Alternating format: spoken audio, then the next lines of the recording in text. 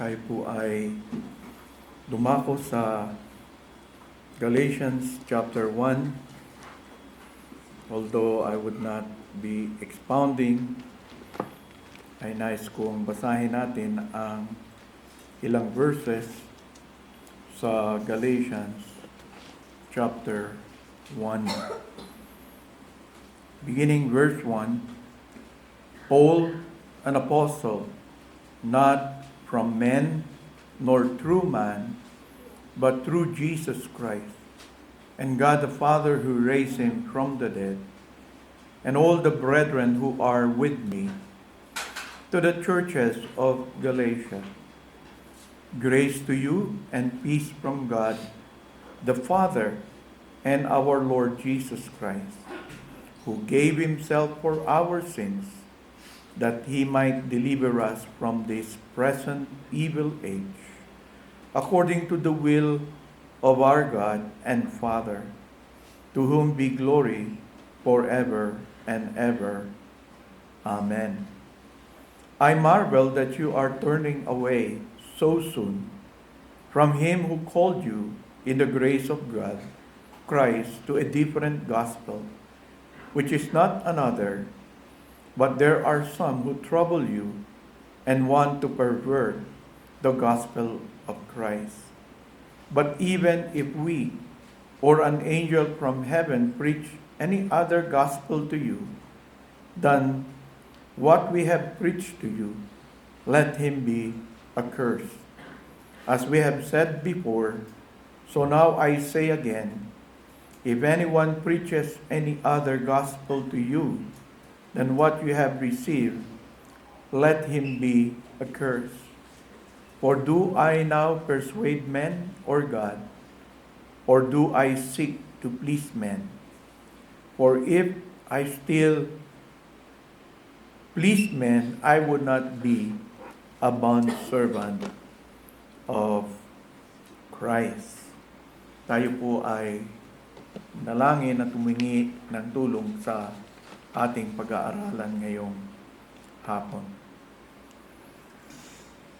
Sa aming pong nais na pag-aralan sa iyong mga salita, Panginoon, muli na naman kaming umaasa sa gabay, sa liwanag, at sa biyayang inyong ipagkakaloob na nagmumula sa inyong mga salita. Sa maraming pagkakataon sa aming buhay, ay naranasan namin, Panginoon, ang inyong kapangyarihan na baguhin kami at pagpalain kami mula sa iyong mga salita. At nawa, iyan ay maging isang biyaya sa amin muli ngayong hapong ng aming pag-aaral sa ngalan ng iyong anak na si Jesus. Amen.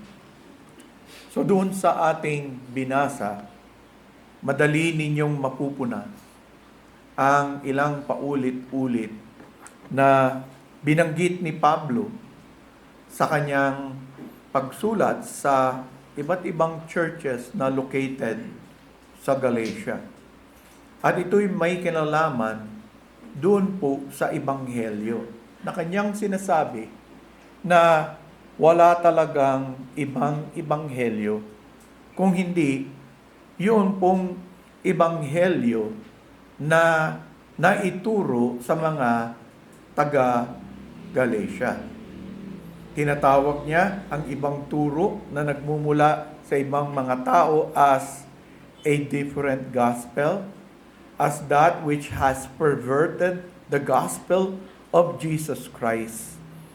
And he even saying na yung mga taong magpapahayag nito, yung greater condemnation ay nabanggit ni Pablo, let him be accursed. At inulit muli ito sa verse 9, let him be accursed. No? Other gospel, let him be accursed.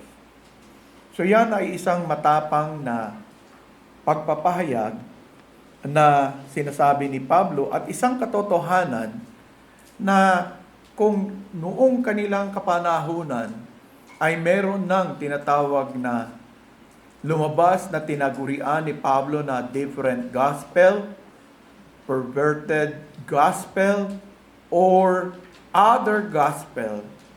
Even sa ating kapanahunan ay may mga ganoong pa ring pangyayari. Kaya't napahalaga na yung pinaka-basic ng ebanghelyo ay manatiling napakatibay sa atin dahil ito ay susubukan ng mga tinawag din na different gospel or a gospel that is perverted, na ilang beses ko na rin nabanggit sa inyo na namamayani din sa ating kasalukuyang lipunan. At yan ay atin ding haharapin bilang bahagi ng pagpapatutuo natin dahil ang ating pagpapatutuo para sa iba ay may kinalaman sa tunay na ebanghelyo. Dahil itong ebanghelyo na ito ang ginagamit ng Diyos upang tawagin ang mga tao sa kanilang kalagayan ng kasalanan at gawin silang mga disipulo ni Kristo. At nais kong bagitin ang ilang o tatlong simpleng bagay na hindi magbabago kung ang tinanggap ng isang tao ay tunay na ebanghelyo. Diba, yung mga tumanggap noon, later on, sinabi, they were called Christians. Meaning to say, meron silang mga na-identify sa mga taong ito kung kaya nagkaroon ng label sa kanila. At ang isa sa pinaka-basic is simply na yung paulit-ulit nating sinasabi that the gospel causes people to believe in Christ for salvation from their sins. Hindi yan kailanman pwedeng baguhin, hindi yan kailangan i-compromise ng mga nagpipreach ng gospel. It can never be a social gospel. It must be a gospel that brings about salvation from their sins. At yan ay paulit-ulit maging sa mga accounts ng buhay ni Kristo who had been inviting sinners to come to Him. And He offers Himself as the Savior of sinners. Yan po ang isa sa pinakamatatag na mensahe ng Ebanghelyo ni Jesus na tayong mga Kristiyano, anuman ang mangyari, we should never tone down. In Matthew 11, mababasa natin yung anyaya, come to me. Sabi ni Jesus, all you who labor and are heavy laden, and I will give you rest. Itong mga tao na ito, ano ba yung nagiging kabigatan nila? Ano ba yung sinasabing heaviness na yon? And they would be given rest. It is connected with what sin does sa puso, sa buhay ng isang tao. At sila'y inaanyayahan ni Jesus doon sa context na yon to come to Him. At siya mismo ang magbibigay ng rest sa kanila. Those who are so anxious of their sins dahil sobrang ng bigat nito at nais nilang matanggal ito. You who are laboring and are heavy laden, you want your sins to be removed, go to me, run to me for salvation from your sin.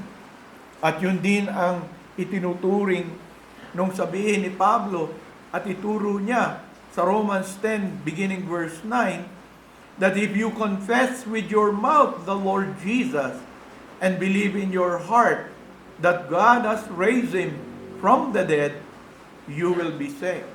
Pero sinasabi noong mga tinutukoy ni Pablo sa Galatia, itong mga Judaizers na ito, sinasabi nila na kailangan nyo ring magpatuli. Kailangan nyo ring gawin ito. Oo, tama. Oo, tama yung tinuro ni Pablo sa inyo. Pero may kulang diyan kay Pablo eh. Kaya nga si Pablo doon sa binasa natin sinasabi niya na yung kanyang tinanggap hindi lang ito basta-basta, ito'y mula talaga sa Panginoon. Kasi nga, may mga nagsasabi na may kulang doon sa kanyang ebanghelyo. Parang sa ating panahon, oo, tama, si Jesus ang nagliligtas. Pero, kailangan ding ito yung gawin mo. Kailangan ito. Yung father ko nga, nung nag-struggle na siya sa huling panahon niya dito sa lupa, yun yung sinasabi niya. Ang sinasabi niya pa sa akin, maling-mali ako. Na purely by the grace of God. Sinasabi niya sa akin, kailangan may gawin ka rin. Diyan ka mali. Tama yung sinasabi mo. Sabi niya sa akin na kay Kristo ang kaligtasan. Pero hindi lamang dapat na manampalataya ka sa Kanya. Dapat ipakita mo sa Kanya. Meron kang gawin para maipakita mo sa Kanya yung pagkilala mo na siya yung tagapagligtas. Nung tinatanong ko nga siya, sinashare niya. Kaya nga, noong alam niya na talagang wala nang mangyayari, kinausap niya ako tsaka yung brother ko kasi meron pa daw siyang hindi natatapos na pinaggawa ng Diyos. At nais niya na kaming dalawa bilang mga lalaki niyang anak ang magkumpleto nun. Siyempre kaming magkapatid na lalaki, Kristiyano kami. Bagamat nakikinig kaming mabuti at dinala pa kami ng tatay ko dun sa lugar, tinuturo niya ay isang maliit na kapilya na nangako siya sa Panginoon na ipapasaayos niya. Dinala niya kami, tinuturo niya pa. So, sa isang banda, parang totoo, katulad itong sa Galatia, gawin mo ito, pero kailangan mo rin para masigurado mo ang iyong kaligtasan, mayroon silang idinadagdag. Kaya nga, kailangan matibay tayo. Dahil sabi ni Pablo na you have to confess with your mouth the Lord Jesus, believe in your heart that God has raised Him from the dead, you will be saved. For with the heart one believes unto righteousness, and with the mouth confession is made unto salvation. So, observe yung kanyang sinabi. Confessing with your mouth, pwede mo itong makita, pwede mo itong marinig. Tama? Maririnig mo yon, makikita mo yon kung yung tao, i-confess niya yung kanyang pananampalataya. Pero sinabi niya na rin na you have to believe in your heart. What does it mean to believe in your heart? To believe means to accept that what the Bible says about Christ is true. Diba? Kaya nga sabi dyan you have to confess with your mouth the Lord Jesus. So lahat ng itinuro ng Biblia patungkol kay Jesus, you must confess it. Kaya nga sa atin nga, nagpapatotoo ka na ito ay iyong pinaniniwalaan at pinananampalatayanan. The heart, sa gamit sa lumang tipan at bagong tipan, speaks of the whole person. It is to be inwardly confessed that Jesus is everything He claimed to be para sa Kanya. Therefore, you place Jesus in your life with the highest honor that you can possibly give to Him. Yung misa na narinig niya, tanggapin mo siya sa iyong puso, meaning to say, we are giving in our whole being, kabuo natin pagkataon din lamang sa bibig, the honor that belongs to Him. Ano yung honor na yun? He is to be the Lord of your life. He is to be the governor of every details in your life. Kaya nga sinasabi natin, to believe in Jesus Christ from the heart is transformational. It will change you.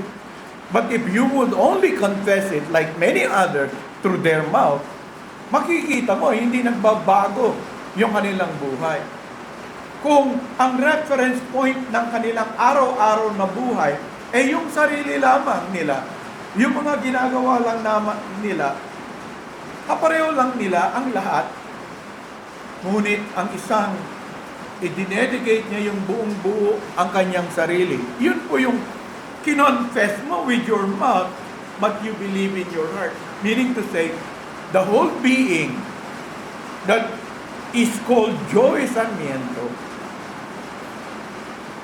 lahat nun, inilalagay ko kay Jesus. And I am giving Him the honor to be my Lord and govern my whole being. You see? Pero kung confess mo yung sa mouth mo that Jesus Christ is your Savior, then malinaw sa iyo, ina-acknowledge mo that Jesus Christ came to save His people from their sin. Kaya nga nandun yung confession mo. I want to get rid of my sin. I want to overcome my sin, and I know and I confess that the Bible is true, that only through Jesus Christ, my sins will be washed away. My sins will be forgiven. So you confess it with your mouth, but also with your heart. Yun po yung sinasabi. At yan, kailanman mga kapatid, hindi magbabago. Hindi mo pwedeng sabihin na, hindi, carnal Christian lang siya, kaya yung buhay niya ganyan eh. Kinonfess naman ng mouth niya that Jesus Christ is Lord and Savior, but hindi pa with his heart. Kaya nakikita mo yung whole being niya is not committed to Christ. Pinipili lang niya kung ano yung magagawa niya. Maaring, kaya ko naman magbasa ng Bible. Kaya ko naman manalangin bago kumain. Kaya ko naman magsimba every Sunday. So, gagawin niya yon, no? Kasi kaya niyang gawin. But, to commit himself totally to the Lord, hindi niya kayang gawin. No? Hindi niya kayang gawin. So, lumalabas, mayroon siyang suliranin. Diba? He is not placing the highest honor that should belong to Christ sa kanyang buhay. He is not willing. Kaya nga yung iba, ang paliwanag naman, hindi, iba naman yung discipleship. No? Hindi pa siya Christian, kaya lang, hindi pa siya disciple. Hindi pa siya ready. No? So, because people are accommodating easy believism. But the problem with easy believism is they have to explain out why the life is not fully committed to Christ. Hindi. May mga activities siyang ginagawa which from the outward, Kristiyano. But if you look, kung tanggalin mo, yung parati ko sinasabi, pag tanggalin mo yung linggo, tanggalin mo yung mga bagay na yun, walang natitira sa kanya. Hindi mo siya ma-prove na committed siya sa Diyos. Kasi yung everyday life niya, wala kang kakakita ang commitment. Hindi niya nga bubuksan yung Bible, hindi naman siya magpe-pray. No? Madali niyang itapon yun. Why would he do that when he is not committed to the Lordship of Christ? You see? Diba? Yun ang mangyayari. Hindi niya yung gagawin at hindi niya kayang gawin. At hindi siya magkakaroon ng interest doon. But secondly, hindi lang yun ang nangyayari sa isang tunay na nakakilala sa Panginoon. The Bible will be very certain about the gospel of Jesus Christ and what it does to a person.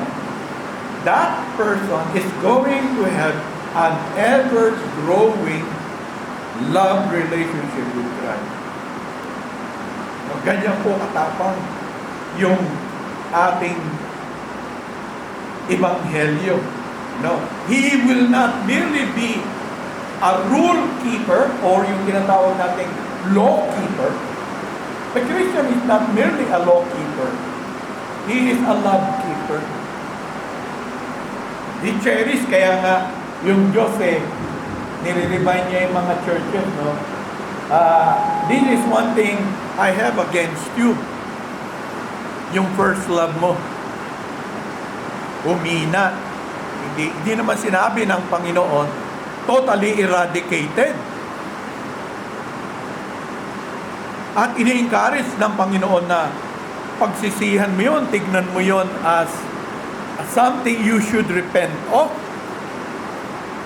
Kasi supposed to be, your whole being, your whole heart is committed to Him, to His honor. Honor fully ng buhay mo yung Lordship ni Christ. Pero sabi ni Christ, hindi ko yun nakikita sa iyo. Pagsisihan mo yan. So, yung isang Kristiyano, pag nakita niya yon, pagsisisihan niya.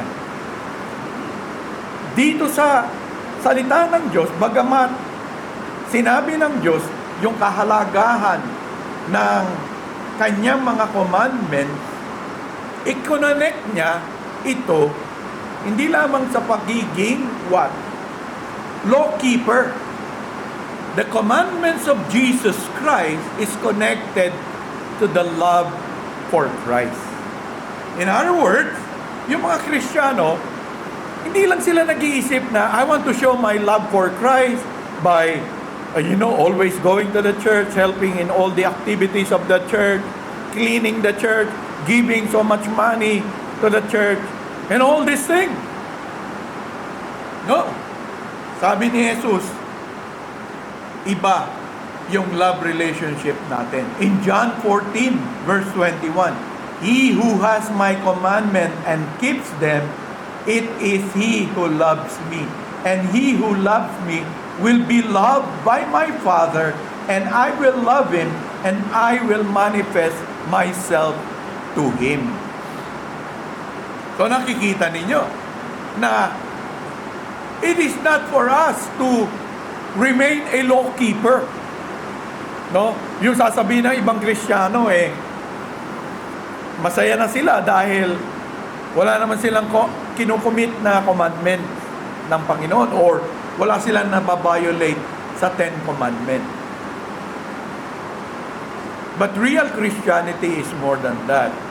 It is more of loving. Kaya nga, Christians are growing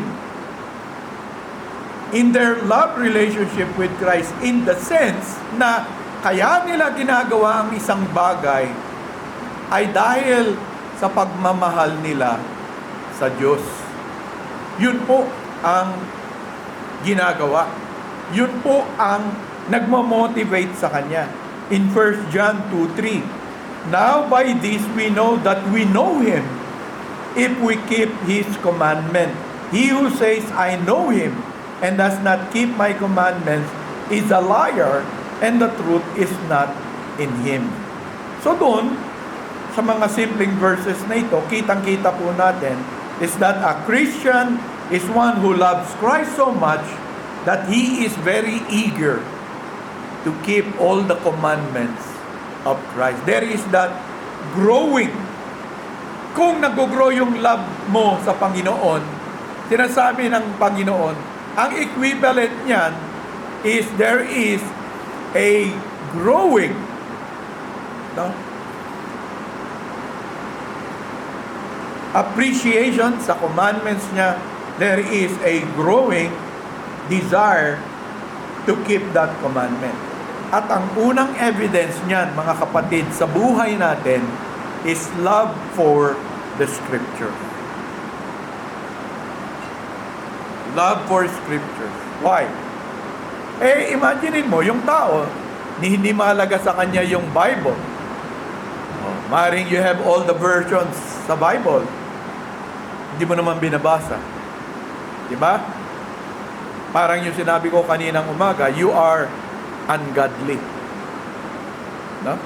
You can live out your life as a Christian day by day, week after week, months after month, without the Word of God? Tanungin ko kayo, can you live out daily, weekly, monthly, without eating? Di ba? Kaya nyo ba? Siguro, ako nasubukan ko na nung bata-bata ako, 10 days. Nakarating ako ng 10 araw, hindi ko makain. Tubig lang. Hindi ko pa naranasan more than that. And once ko lang yun ginawa. Hindi ko na inulit. Pero imaginein mo, how can a Christian, no? Doon siya nabubuhay.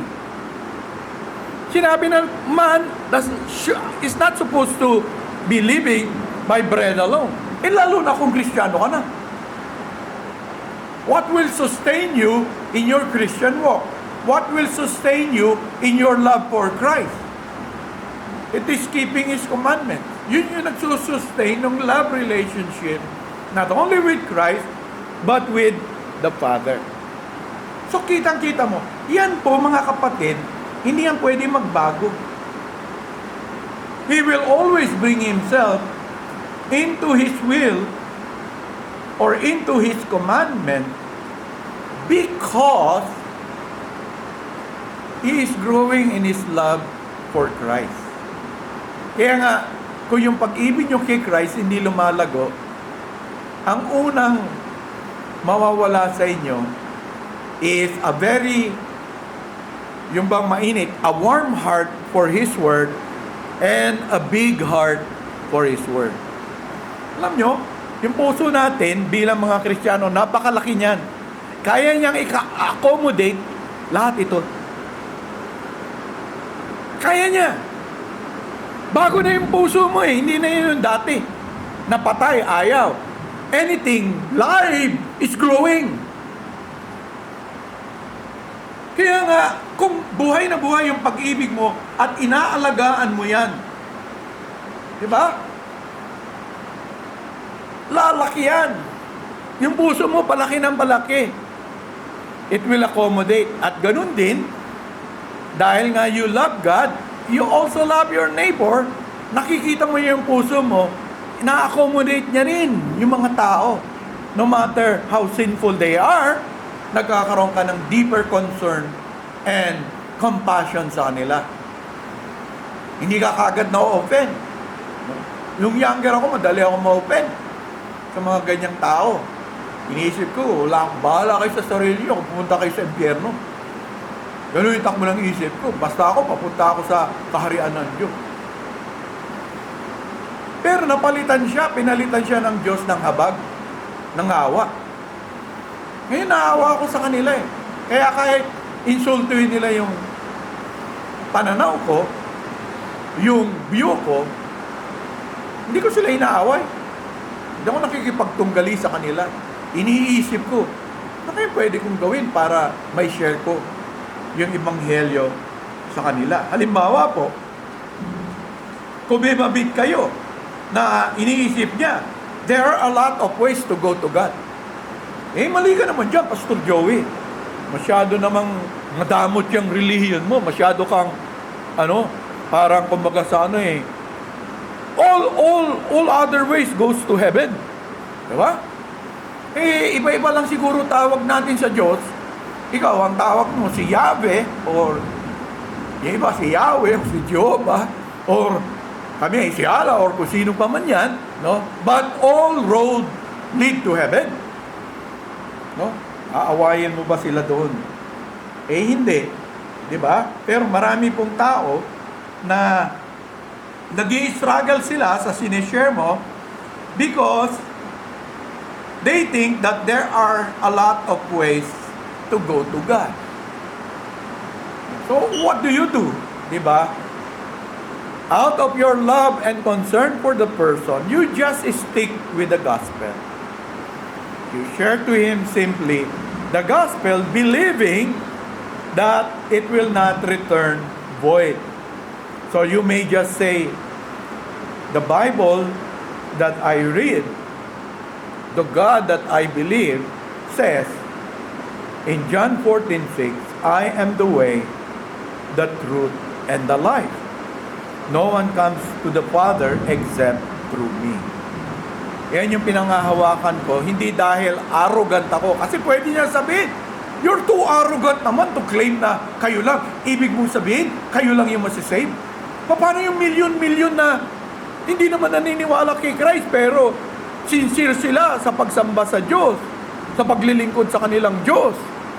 Lahat yun pupunta. You may give to them Acts 4:12. There is no salvation in any other. That's how kaya ko lang sinasabi sa iyo, because God taught me in Acts 4:12, nor is there any salvation in any other, for there is no other name under heaven. You see, there is no name under heaven given among men by which we must be saved.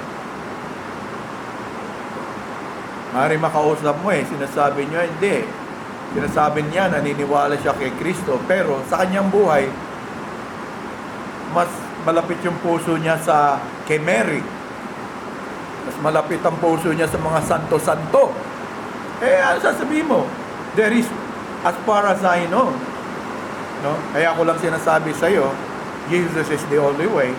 Kasi sabi rin ni Pablo, for there is one God, and one mediator between God and men, and that is the man Christ Jesus.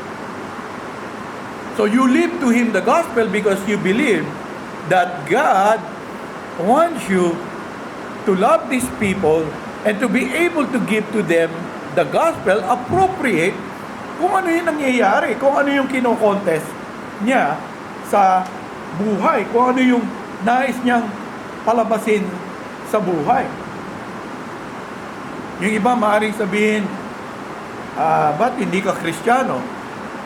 Bakit naman kailangan ako maging Kristiyano? Diba, sinishare mo, the wages of sin is death, and so forth. So, sasabihin niya sa'yo na I don't see that danger is real. Walang ganung danger. So, how do you do? Hindi ka nakikipagtunggali kung hindi out of love, you pray to the Lord, what gospel word can I live to this man?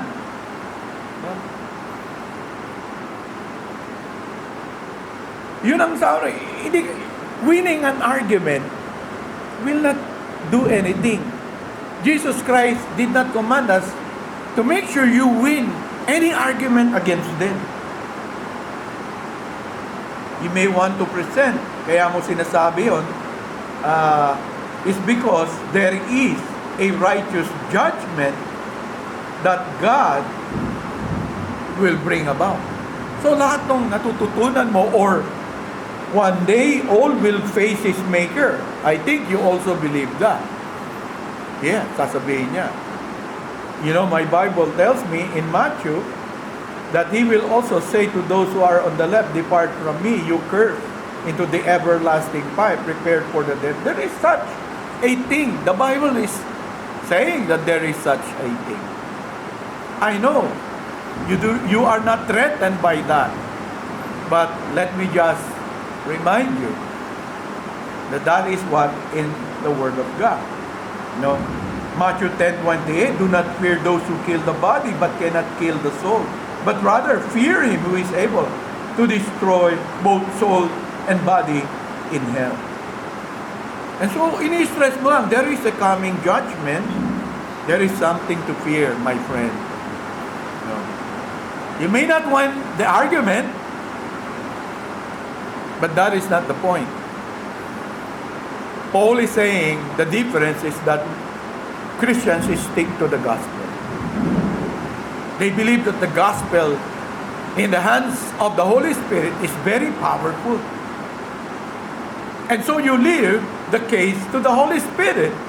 But when it comes to the Word, sinusunod mo yung preach the gospel in season or out of season. Ibig sabihin, doon ka sumasandal. And this is one thing, kaya nga sinabi, there is no different gospel. There is no another gospel. Walang ganon, sabi dito sa Galatians, sabi ni Pablo.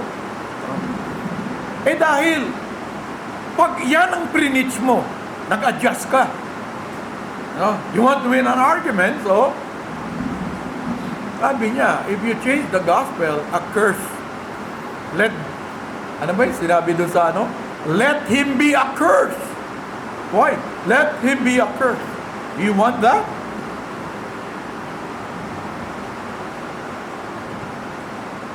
Kasabihin mo ba, this is all you have to do. Alam mo kapatid, you just pray at this prayer. And when you pray it, believe in this prayer, and you will be saved. Sabi lang Diyos, sabi ni Paul, let that person who does that be accursed.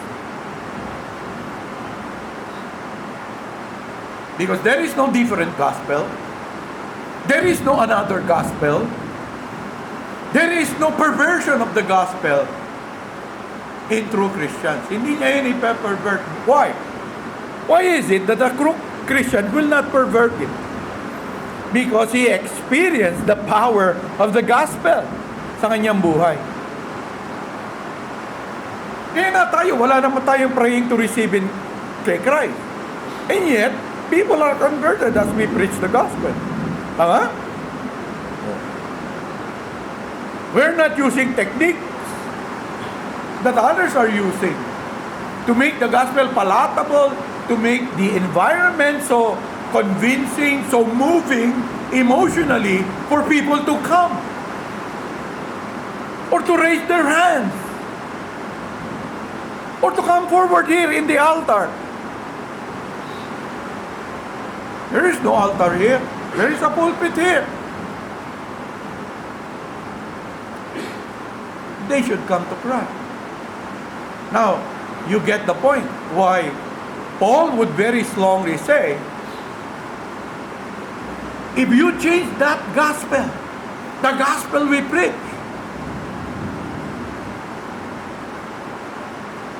let him be accursed. That is why we are praying that in this church, no one would stand there changing that gospel. But we will stick to what the gospel is and never change that gospel. Or maybe somebody comes to you and he says to you, alam mo, Brad, tagal na ako ma-attend sa inyong church, no? Hindi mo lang kasi ako kilala, sobra akong makasalanan baka, di ba sabi mo, elect lang yung naliligtas. Tingin ko hindi ako elect Kasi kung alam mo lang talaga yung puso ko, kung alam mo lang talaga kung yung mga kasalanan ginagawa ko, siguro, kahit ikaw, hindi mo ako mapapatawad. So, anong sasabihin mo sa kanya? Di ba? Anong sasabihin mo sa kanya? O sinabi niya, I have already attempted. 2 beses ko nang tinanggap ang Panginoon, pero I'm still, every time tinatanggap ko ang Panginoon, later I become even worse as a sinner. No, grabe, sabi niya. Kaya nga ngayon, I tried to pray, but it seems hindi ako elect. God is not listening to my prayer. Kasi hindi pa rin ako saved. Parang attracted pa rin ako sa sin, sa mga kalokohan ko, sa bisyo ko, and all these things.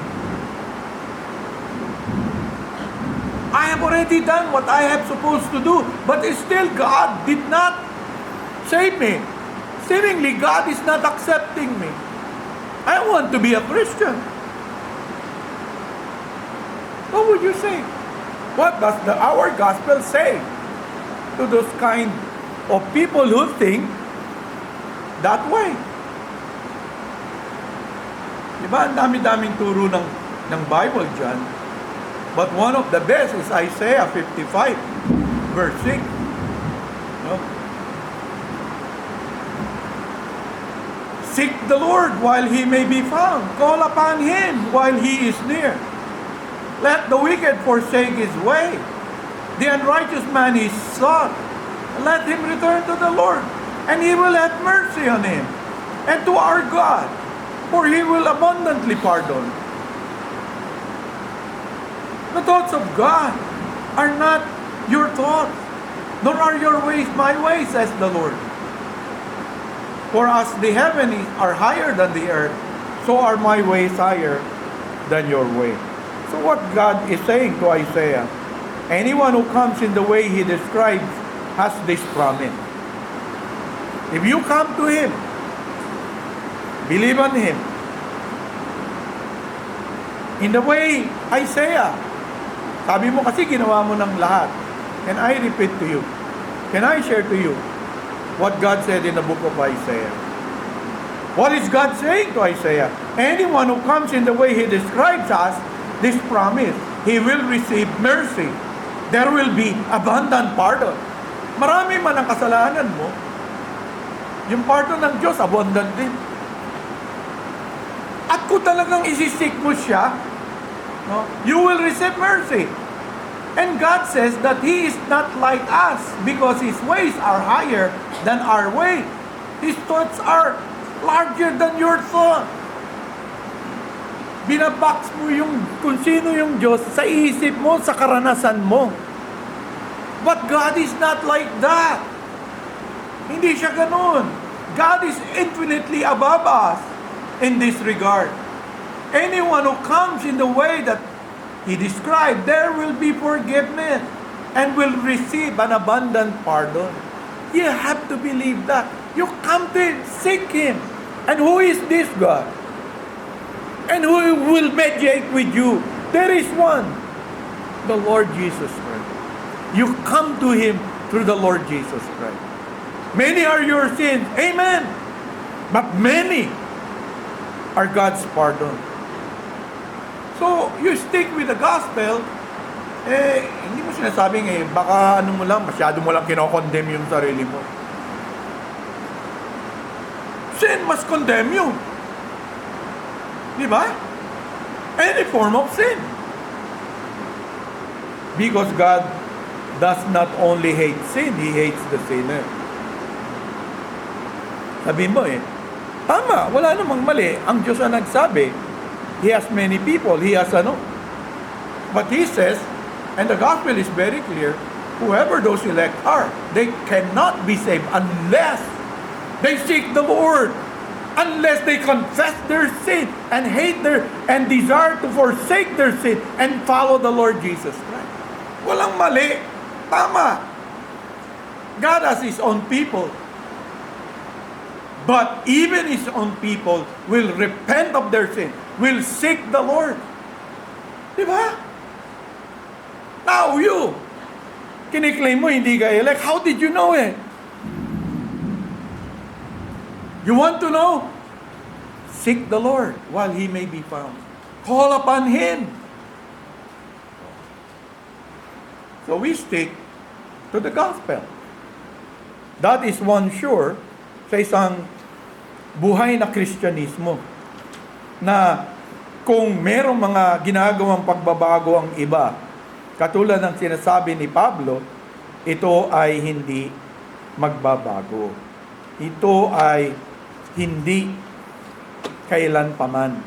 Because the gospel remains able to answer. Kaya nga tayo, sinasabi, we must be prepared to give an answer to Him who asked us. The gospel is sufficient. And let the gospel speak for itself. You don't need to defend it. You don't need to be much more offensive than what the gospel is. Yung iba naman, ang strategy, nananakot. Hindi mo kailangan takutin yung anak mo. Hindi mo kailangan takutin ng mga tao kung anong mangyari sa kanila. There is no need for that. You should not add anything to this gospel lest you be accursed. As we have said before, so now I say again, if anyone preaches any other gospel, any perverted gospel of Jesus Christ, no, or a different gospel, let him be accursed. And so, brethren, put your confidence in God and in the clear word of God. Do not be afraid of the frowns of men. Do not be afraid if you cannot win them to Christ. Don't change even your approach. Preach Christ in season and out of season. Preach Him, as Paul says, Him I preach. Because it will not be changed by God. Kaya nga sabi ni Paul, for do I now persuade men or God? Or do I seek to please men? For if I still please men, I would not be a bondservant of Christ. Yes, you will be accursed. You'll never become a bondservant of Christ. And so, yan ang isipin natin. Yan ang isipin ng ilan sa inyo. What is the reason why you are not in Christ? What's the reason why you are not a committed Christian? Ano ba yung nandyan sa isip mo? Ano ba yung ginagawa mong excuse? Diba, hindi ba kayo nagwa-wonder?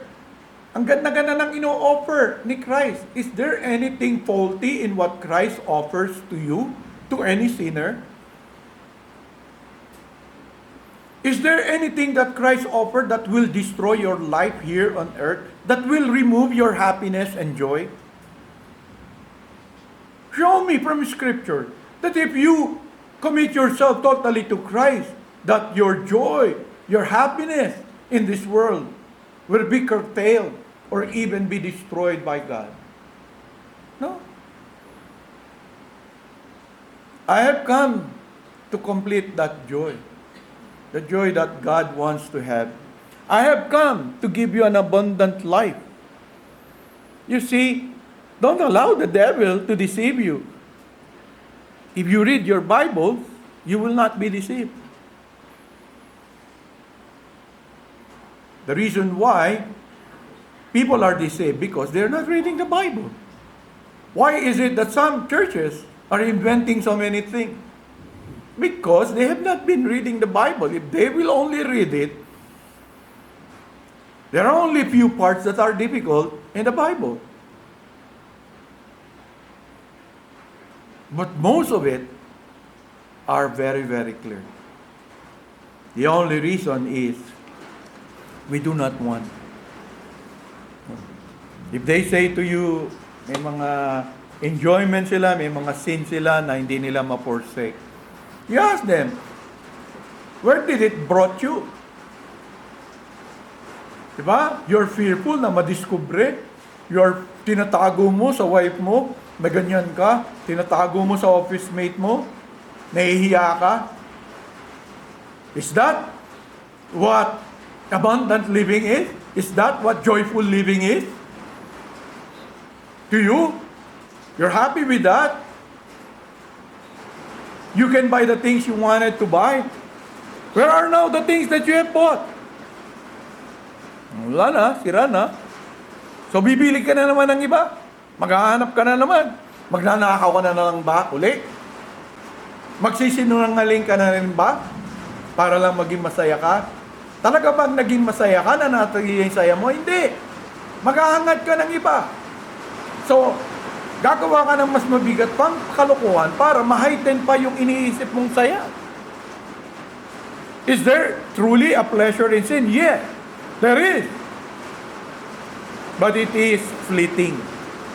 It is very temporal. And it is not satisfying. Diba? Kaya nga, maghahanap ka pa. Kung ang tingin mo hindi, huli na to. O maraming ganon, Pilipino. Huli na to, last na to. Bukas, hindi na. Totoo? Hindi. Hindi mo kaya ang kasalanan. Ang may kaya lang yan si Kristo. Kaya kailangan mo siya. Pero kung hindi kasalanan ang problema mo, Hindi mo kailangan si Kristo. Kung pera ang problema mo, maraming paraan, maraming daan para magkapera. Ha? Kung kaligayahan, maraming paraan para lumigaya. Pero pagdating sa kasalanan na pagbabayaran mo sa Diyos, paano mo yan hindi pagbabayaran ng kamatayan mo, ng kaparusahan niya? Si Kristo lang meron nun. Do you understand that in other religion, there is no really a Savior? Mag-isip kayo mabuti. Anong religion iniisip nyo? That there is one designated to be your Savior. Siya lamang, wala nang iba. Wala kang idadagdag, wala kang ibabawa. Sa Kanya lang, sapat na. Only Christianity teaches that. There are those who claim to be Christian, they believe in the Bible, pero may nakadagdag. Hindi talaga sufficient totally si Christ. Katulad nung sinasabi dyan sa Galatians ng mga Judaizer. Kailangan mo pang magpatuli, kailangan mo pang miyembro ng iglesia, kailangan mo pang maniwala dito, sa tao na ito, kailangan mo pang ganito. No. If you read the Bible, you will never read Christ plus. Christ plus. Show me one verse that when it comes to dealing with your sin before a holy God, that you need Christ plus. The Bible would say, it is enough in Christ, because He was able to finish everything that has reference to sin. And so once again, I end by saying, I invite you to come to Christ. If you come to Him, you call upon His name, He will not drive you out, because this is yet the time of salvation. God has not yet closed it, but when Christ finally closes it, there is no way for anyone to be saved. That is why, if you hear His voice, do not harden your heart. I plead with you, my friend, don't harden your heart. God is a good God. He is a good Father. And you will never regret if you commit totally your life to Him. And for us who believe, when we go out and share the gospel, share it simply, believing that God is powerful enough to use the light of the gospel to call His people from their sin. Let us pray. Father, we continually thank You and praise You that what the Lord Jesus Christ did on the cross is enough to save even the chiefest of sinners in this world. And we thank You because the gospel remains to be true in our day. And we praise You and thank You that that gospel, You will not change. It will remain the same gospel forever and ever. Help us, Lord, to be confident in Jesus, to be confident in what He has accomplished for sinners, and thereby remain faithful to the gospel of the Lord Jesus Christ. We pray for Trinity Reformed Baptist Church of Cavite, that though we are not perfect, that though we struggle with remaining sin, Lord, we plead with You, do not allow this pulpit to have a different gospel, another gospel, or a gospel that has distorted the gospel of Christ. Continually allow this church to hold on to the true gospel and fight for that gospel before anything else. Thank you, Lord Jesus, that though we may be the worst sinners, yet your pardon is so abundant. It can forgive any sinner. It can deliver us from any kind of sin because you are more powerful. But left to ourselves, Lord, we cannot. There's nothing we can do except to follow the effects of sin, the call of sin in our own life. Thank you for Jesus Christ, that there is hope, there is victory, there is peace in Him. For this is our thanksgiving and prayer in His most precious name. Amen.